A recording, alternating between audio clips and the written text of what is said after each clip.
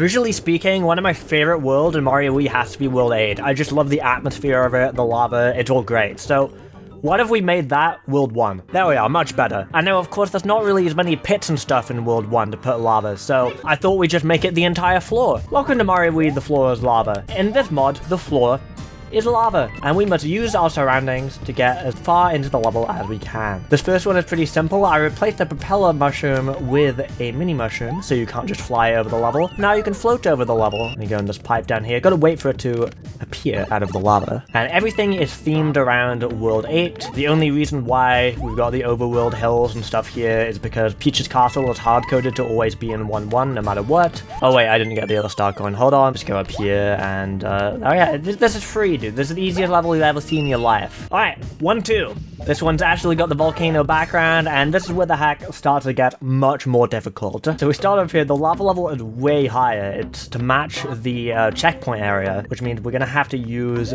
these blocks, We're gonna have to use these blocks as platforms. The crystals are also gonna be dipping in and out of the lava, so we have to be strategic with where we're actually standing. This part, we're gonna use the power block as a platform like this, and a platform like this. And then we can go on this crystal before it submerges into lava. But gotta watch out for the piranha plant! Alright. Gotta be careful of the tilty platform as well, because it does tilt into the lava. Don't want motion controls to be killing us here. So I did a little platform down here, because you need to be able to hit this block to get the P-switch. And then here I had to add a second block as well to make it possible. I mean, it is technically possible without, but I felt like second level of the game, okay, maybe I should, like, not make people immediately quit. The lava in this section is shifted down a bit, so you can access that pipe, and this is pretty standard stuff. Just use the platforms. It is actually possible to do this. Yeah, there we go, look at that, look at that! Yeah! As far as floor is lava levels go, 1-2, pretty baby easy. Now, of course, the toad houses are changed as well. I did have to give a bit of floor so you have somewhere to land after failing or winning the game. So you gotta make sure you're hitting these panels in the middle, because if you hit them on the side...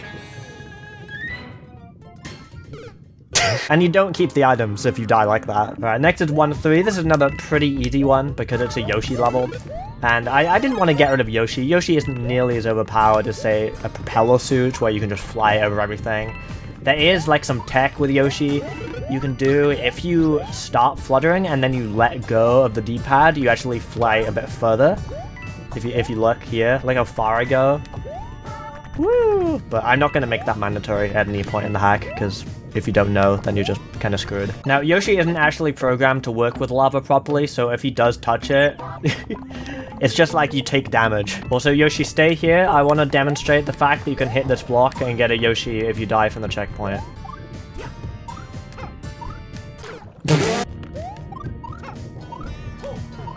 There we go. Easy. You don't need Yoshi to beat the level. You do need it to get the secret exit, though. I'm sorry. You do need him to get the secret exit. I guess, actually, you don't. You can shell jump. But you can't really make these jumps without him anyway. Okay, so this jump just isn't happening. I mean, you can get to the piranha plant without something dying. That's the word. You don't want to die. But yeah, I had to add that little bit of ground into there because this jump just wasn't doable. And I did put hammer bros in this level, but they just die. I don't know where they go. And now in the base game, Nintendo seems to think stars are really valuable. I don't know who actually goes to a star house and gets excited. So I put a resource that's actually valuable, a propeller suit. And don't worry, the cannons are changed as well, if you were wondering. Why wouldn't they be? It's been pretty simple so far, but it changes now they're at one tower. I couldn't just put the lava at like a base level, so I just replaced bits of ground with lava, and the result is something truly horrifying. I've pretty much just deleted all of the ground, so if there was any ground, and there were enemies on it, they fall down now. There we go.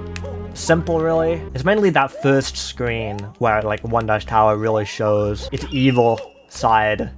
Oh, and the checkpoint. Don't worry, you respawn safe and sound. I'm gonna go for the star coin. Honestly, I think it's easier to go for the star coin than to not go for the star coin. We're gonna wall jump up to this, and then we need to grab the star coin, and then... Okay, I need to wait for that platform to come back.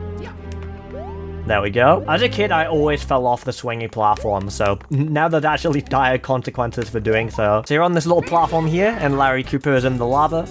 So you're gonna have to wait for him to come to you, pretty much. It's still a really easy fight. Now, earlier I said that World 1 is basically just themed around World 8, and the reason why that's so important is because of this water level. World 8 has a dark water level, so that's what this is. Let me explain. So when you're in the water, lava just doesn't do anything. So I made it so if you jump out of the water, then there's a lava. But since you're not really going to be jumping out of the water, I had to take some creative liberties with this level. I replaced most of the cheap with these bulba guys, and I put lamps around, but some areas are pretty dark. I've also replaced the urchins with these jelly beams. Okay, now this is rough. You have to try and swim near the surface without jumping out, and it's way harder than, oh god. So you can't go over because of the lava, so you have to do the other strategy. I don't know if this was the main strategy you were meant to do, or go over. The start coin's kind of weird, but this is how I did it as a kid, and this is now the only way to get it. Jelly beams don't hatch out of the ice and fall down to block the current, so I just got rid of the current. And if you go down here, I added a bunch of bulbas, and god, look at how scary it is when you can't see, dude. You get like no spotlight in this. I could have given you a spotlight, but I didn't. And then for the end of the level, I put a cheap chomp. There's not really any reason for me to put a cheap chomp, but I did. So yeah, that was one floor. Now, Floor's Lava, it can be about being resourceful and making the levels harder, but it doesn't have to be. Sometimes the enemies just kind of take care of themselves, and that's okay. Now, 1-5 opens with this horrible jump, this tiny corner of the mushroom sticking out. Oh, there we go. That jump is actually kind of difficult. And we have the airship theming going on here. I did originally try making the level sway like an airship as well, but that looks horrible. I'd say this is probably one of the hardest levels in the mod so far. Alright, let's grab the star coin and get out. This placement of the lava and just the shape of this platform makes this jump actually really precise. Especially with the Cooper on the way. I nailed it though, and now we can use him to grab the star coin. You can still get this one without the Cooper like you can in the base game, but it's way harder. It's not worth it. Now we have the screw platforms. We're gonna screw the mushroom up, wait for it to go back down. And then this one's scary because you can screw yourself into the lava. So I'm just gonna do little spins like this, and then jump on this before it submerges back into the lava. Now we have some more timing. I'm gonna try and time it. Oh god, that was okay, thankfully. I added an extra mushroom platform here because this jump was a bit far. Gonna make it onto this. There we go. And that's pretty much the level. I mean, this part didn't have any ground under it, but it never did in the first place.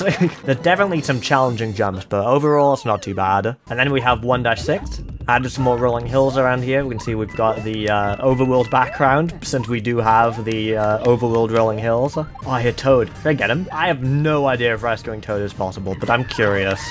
Dude, I'll bring him. Why not? Okay, Toad, I need you to sit there. Okay. So here, we're going to want to hit the vine so we can get up. Usually this bonus area isn't particularly exciting, but it helps us not die, so. And it also helps us reach the second star coin. This level's pretty short, so we're almost done already. Gonna try and get through here. That's way easier when you're small. There's a tiny sliver of rolling hill that we can touch. Oh, god. And then we can just kind of breeze through this level. Don't get me wrong, there are plenty of things I could do to make this harder, but it's not about being as hard as possible. It's about seeing what you can do with what you're given. Sometimes in life, you have to make do with what you're given, and, you know, you can still be happy. Anyway, I'm running a little on lives after all this, so I'm gonna give it back to Peach's Castle and grab some. It's lava in here too, by the way.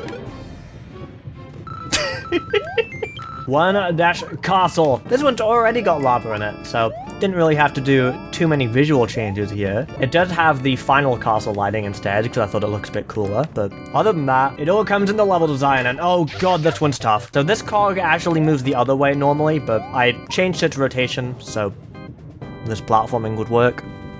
You could probably guess that, actually. I'm gonna do a ground pound, and then use that momentum to get across. You can also board this cog, you can also board this cog, and that takes you to a secret area. This happens in the base game too, by the way. You get launched up here, and there's usually a propeller suit, but like, obviously I'm not gonna give you that.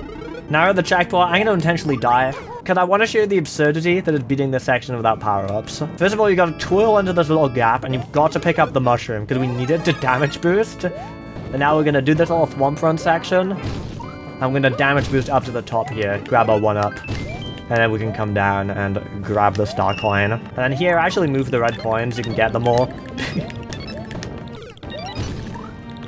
easy. There was never any concern. And then you can barely see it down there, but it's in the base game location. There's a pipe.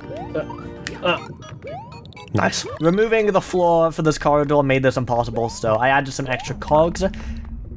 After all, it's nice to be doing some platforming before the boss. Just when you thought you were safe, you know, nah, gotta do some more platforming. And here we are at Larry. Look how intimidating this looks with the final boss lighting. It makes like the background all gold. I love this. And the platforms are gonna be dipping in and out of the lava, which makes it a lot more challenging than the base game fight.